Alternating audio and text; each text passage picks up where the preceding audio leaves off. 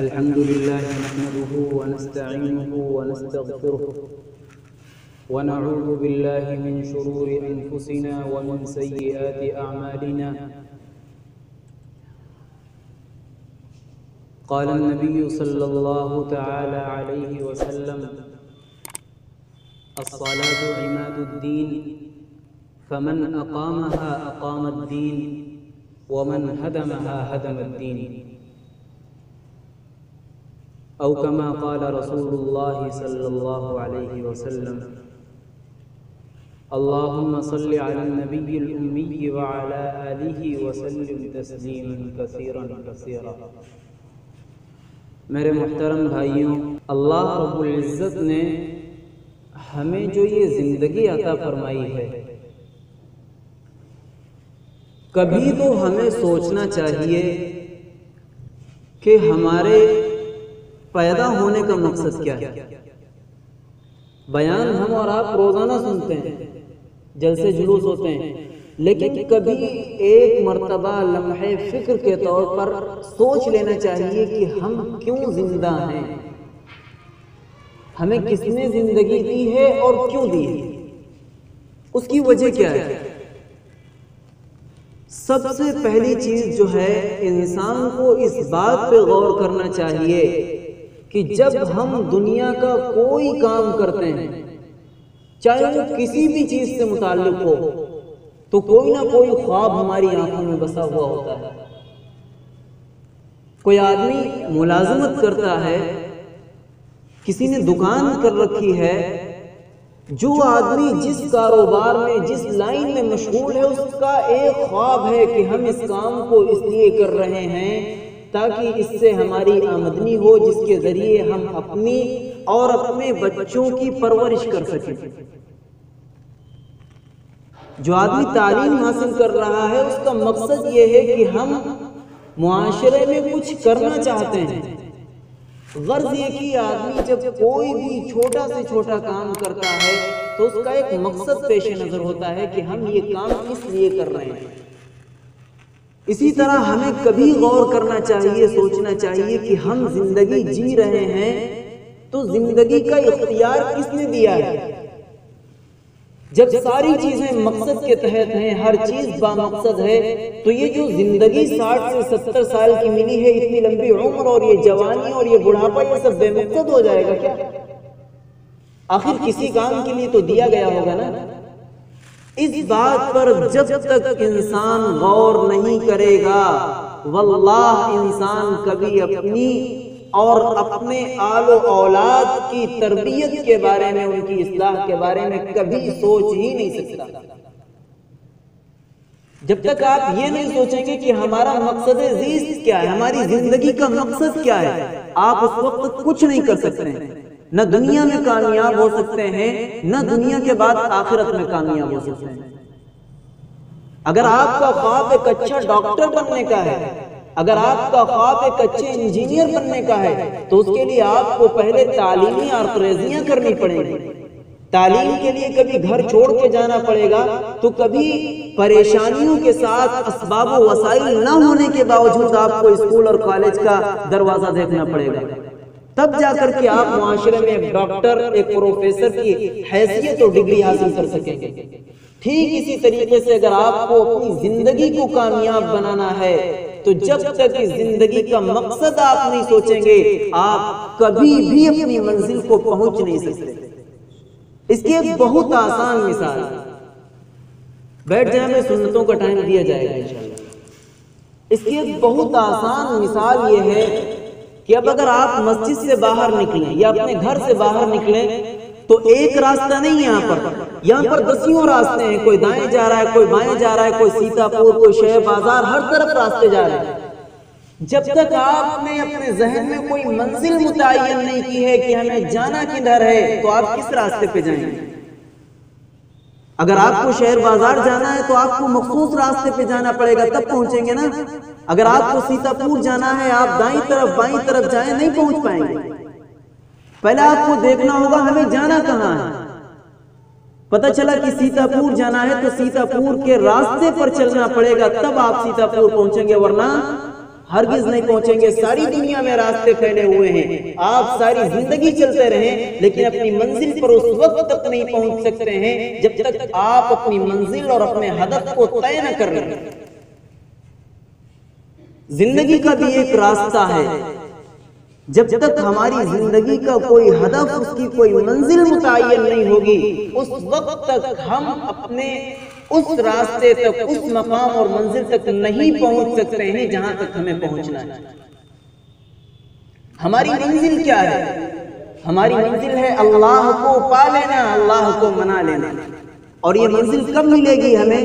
یہ اس وقت ملے گی جب ہم متعین کر لیں گے کہ ہمیں اس منزل پہ جانا ہے، تو ہمیں اس راستے پر چلنا ہوگا، اور چلتے چلتے چلتے چلتے ایک نہ ایک دن تو منزل ہمیں مل ہی جائے گا۔ انسان جب کسی جگہ کا سفر طے کرتا ہے تو چاہے سرعت کے ساتھ برق رفتار گاڑیاں ہوں، تیز رفتار گاڑیوں سے جائے، یا پھر انسان پیدل چلے کسی منزل پر جانے کے لیے، دونوں پہنچتے ہیں۔ فرق اتنا ہوتا ہے کہ ایک جلدی پہنچ جاتا ہے، ایک دیر میں پہنچتا ہے۔ ہمارے پاس تیز سواری نہ صحیح، ہم پیدل ہی چل رہے ہیں، ہماری ایک منزل ہے، ایک نہ ایک دن پہنچ تو جائیں گے۔ اپنی منزل پر خرگوش بھی پہنچتا ہے اور اپنی منزل پر کچھوا بھی پہنچتا ہے۔ اللہ نے دونوں کو استطاعت بھی دی ہے، دونوں کو ہمت اور طاقت بھی دی ہے۔ بس فرق یہ ہے، کسی کو اللہ نے تیز سپیڈ دی ہے، کسی کو اللہ نے ہائی پاور دیا ہے، اور کسی کو اللہ نے تھوڑا سا کم دیا ہے۔ ہمیں جب اپنی منزل متعین کرنی ہوگی تو ہمیں سوچنا ہوگا کہ ہمیں اللہ نے پیدا کیا ہے۔ وَمَا خَلَقْتُ الْجِنَّ وَالْإِنسَ إِلَّا لِيَعْبُدُونَ کا اللہ نے قرآن میں اعلان کیا ہے اور بتایا ہے کہ اے میرے بندوں، تمہاری منزل مجھے پانے کی ہے، یعنی اللہ کو پانے کی۔ تو آپ اللہ کو اسی وقت پا سکتے ہیں جب آپ ذہن و دماغ میں خیال بٹھا لیں کہ ہمیں اللہ کو پانا ہے، ہمیں اللہ کو پانا ہے، اللہ سے ملنا ہے۔ ورنہ اس کے علاوہ آپ ہزاروں راستے پر چلتے رہیں لیکن آپ اللہ تک نہیں پہنچ سکتے۔ اور ایک مزے کی بات آپ کو یہ بھی میں بتاتا چلوں، آپ سوچتے ہوں گے کہ شاید ہم مسلمان ہیں، ہمیں ہی اپنے مالک، اپنے پروردگار، اپنے گاڈ کو پانے کی تلاش ہے۔ ایسا نہیں ہے۔ جس طریقے سے مسلمان اپنے پیدا کرنے والے کی تلاش میں ہے، اس کو منانا چاہتا ہے، اس کو راضی رکھنا چاہتا ہے، اسی طریقے سے ہر مذہب کا ہر انسان، صرف مسلمان نہیں، ہر مذہب کا ہر انسان یہ چاہتا ہے، اس کی خواہش، اس کی منزل یہ ہے کہ ہمارا پیدا کرنے والا جو ہے، جس نے ہمیں پیدا کیا ہے، جو مالک ہے، جو ایشور ہے، ہم اس کو پانا چاہتے ہیں۔ لیکن فرق یہ ہے کہ اللہ نے ہمیں اسلام جیسی عظیم و شان دولت سے نوازا ہے، ایمان جیسے عظیم جوہر سے نوازا ہے، جس کے نتیجے میں ہم صحیح راستے تک، اپنے پروردگار حقیقی یعنی اللہ تک پہنچ سکتے ہیں۔ اور دنیا کے دیگر تمام لوگ جو اللہ کو پانے کی کوشش کر رہے ہیں لیکن ان کے راستے غلط ہیں، وہ کبھی بھی اللہ کو پا نہیں سکتے۔ میں نے آپ کو بتایا جب آپ کو شہر بازار جانا ہے تو شہر بازار کے راستے پر چلنا پڑے گا۔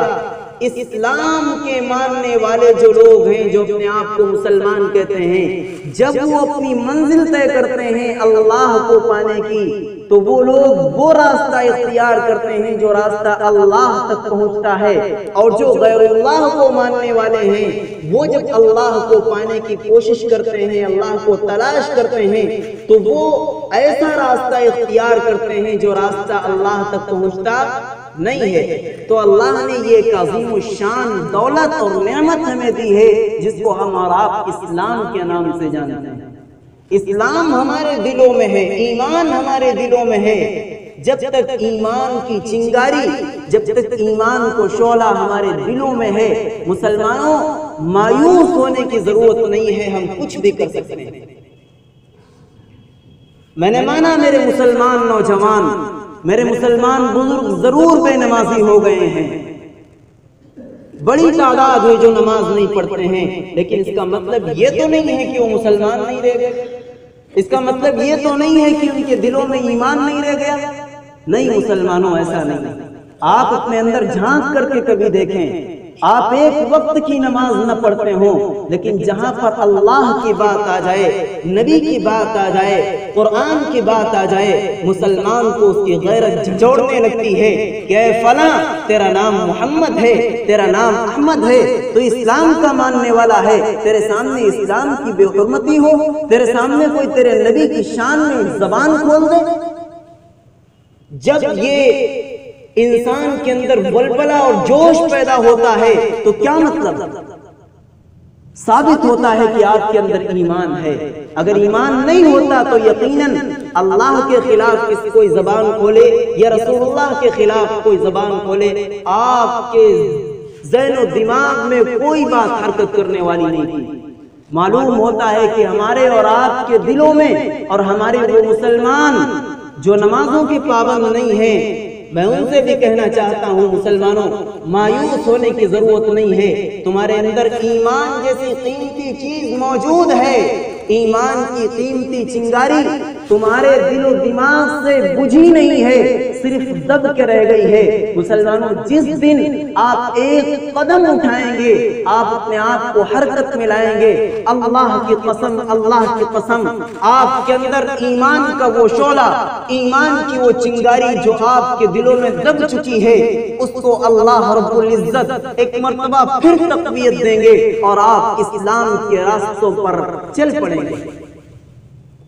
ملک کے حالات، ہماری ملک ملت کے حالات اتنے خراب ہوئے اور ایسا ہر طرف فساد اور مار دھاڑ کا ماحول بنا، جس کے نتیجے میں ہر مسلمان اپنے دل کے اندر، ذہن و دماغ کے اندر وحشت محسوس کر رہا ہے، گھبراہٹ محسوس کر رہا ہے۔ مسلمانوں، اللہ کے لیے میں تم سے بتاتا ہوں، آپ اپنی تاریخ پڑھ کر کے دیکھیں اور رسول اللہ کی پیشین گوئیاں پڑھ کر کے دیکھیں، آپ کو مایوس ہونے کی ضرورت نہیں۔ لِكُلِّ فِرْعَوْنٍ مُوسَىٰ، یاد رکھو، جب زمین میں کوئی فرعون پیدا ہوتا ہے تو اللہ اس کے لیے کبھی نہ کبھی کوئی موسیٰ بھی بھیجتے ہیں۔ کیا آپ کو نہیں پتا ہے روئے زمین پر ایک بڑا بادشاہ گزرا ہے جس کا لقب فرعون تھا؟ اس نے کیا مظالم ڈھائے تھے؟ آپ تاریخ پڑھیں، قرآن پڑھیں، تفسیر پڑھیں، آپ کو پتا چلے گا۔ ابھی ہم پر کوئی ظلم نہیں ہوا ہے اس ظلم کے مقابلے میں جو فرعون نے کیا تھا۔ فرعون کا ظلم ایسا شدید ترین ظلم تھا، جب وہ کسی کو سزائیں دیا کرتا تھا تو ان ہاتھوں اور پیروں میں میخ، جس کو ہم اور آپ کیل کہتے ہیں، ٹھوک دیا کرتا تھا۔ ایک انسان کو پتھر پہ لٹایا جائے، اس کے ہاتھوں اور پیروں میں کیلیں ٹھوک دی جائیں، وہ انسان زندہ ہو کس قدر شدید تکلیف ہوگی۔ یہ عذاب تھا فرعون کا۔ قرآن اعلان کرتا ہے وہ فرعون ذل اوتاد، اے لوگوں، فرعون بھی زمین میں گزرا ہے، جس کا عذاب یہ تھا کہ وہ زندہ انسانوں کے ہاتھ پیروں میں کیلیں ٹھوک دیا کرتا تھا۔ کیا اس کو زمین نے اپنا نوالا نہیں بنایا؟ فرعون اتنا متکبر آدمی تھا، اس نے دعویٰ کیا تھا اپنی خدائی کا، اور جب اس کے خواب کی تعبیر اس کو پتا چلی تو کہنے لگا کہ اب جتنے بچے بنی اسرائیل میں پیدا ہوں گے ان سب کو قتل کیا جائے گا۔ چنانچہ فرعون کے زمانے میں پیدا ہونے والے نئے بچے کو، جس نے ابھی آنکھ کھولی ہے، جس کا بھی کوئی جرم نہیں ہے، اس کو قتل کر دیا جائے گا۔ یہ مظالم ابھی ہم پر تو نہیں آیا نا؟ ان معصوم بچوں کو جن کی کوئی غلطی نہیں ہے ان کو ذبح کر دیا جایا کرتا تھا۔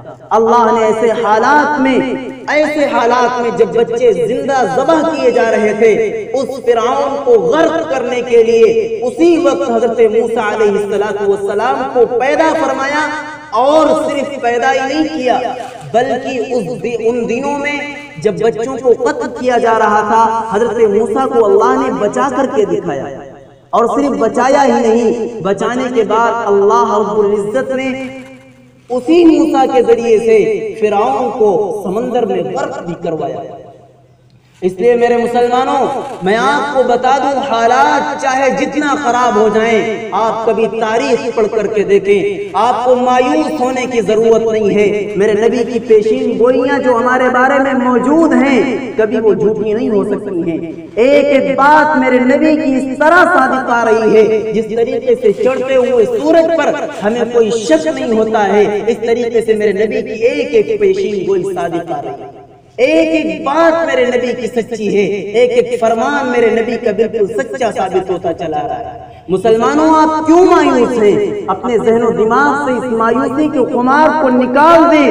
اللہ کی قسم، اللہ کی قسم، اسی ہندوستان کا ایک مستقبل ایسا ہونے والا ہے جو مستقبل ہمارا اور آپ کا ہوگا، اور صرف ہمارا اور آپ کا نہیں ہوگا، بلکہ ہندوستان کے ہر کونے سے، چپے چپے سے اللہ اللہ کی آوازیں، اور ہر مینار سے اللہ اللہ کی ثنائیں بلند ہوں گی۔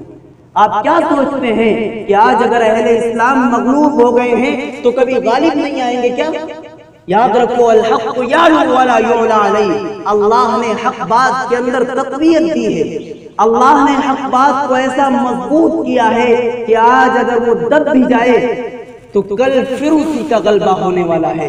الحق یعلو ولا یعلی علیہ، اسلام ایک برحق چیز ہے، اسلام کو کوئی مغلوب نہیں کر سکتا ہے۔ اسلام ہمیشہ غالب رہے گا، اسلام ہمیشہ سربلند رہے گا۔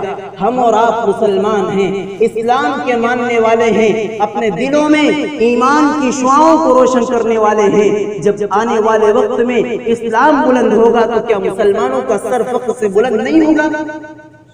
لیکن میرے مسلمانوں، یاد رکھو، کوئی بھی چیز خود سے کچھ نہیں ہوا کرتی۔ ہیچ چیزیں خود بخود چیزیں نشد، ہیچ آہن خود بخود تیغے نشد۔ کوئی لوہا خود بخود تلوار نہیں بنتا ہے۔ آپ کو اپنے سخت ہاتھ اور قدم، ہاتھ اور پیر اٹھانے ہوں گے اور اپنے آپ کو راہ اسلام پر جمانا ہوگا، تب جا کر کے آپ کچھ کر پائیں گے۔ مسلمانوں، صرف اللہ کے لیے ایک درخواست میں آپ سے کرتا ہوں، آپ 5 وقتہ نمازوں کے پابند بن جائیں۔ میں آپ سے نہیں کہتا آپ جماعت میں جائیں، میں آپ سے نہیں کہتا آپ سنت و نوافل کا مکمل اہتمام کریں، میں آپ سے نہیں کہتا کہ آپ مسجد میں رہنے لگ جائیں۔ آپ صرف 2 منٹ نکال کر کے فرض نماز ادا کر لیں۔ اللہ کی قسم، اللہ کی قسم، حالات کے بدلنے میں کوئی دیر نہیں لگے گی۔ پابندی کریں گے بھائی انشاءاللہ، انشاءاللہ۔ اللہ رب العزت ہم سب کو عمل کی توفیق عطا فرمائے۔ وما توفیق الا باللہ۔ سنتیں پڑھیں۔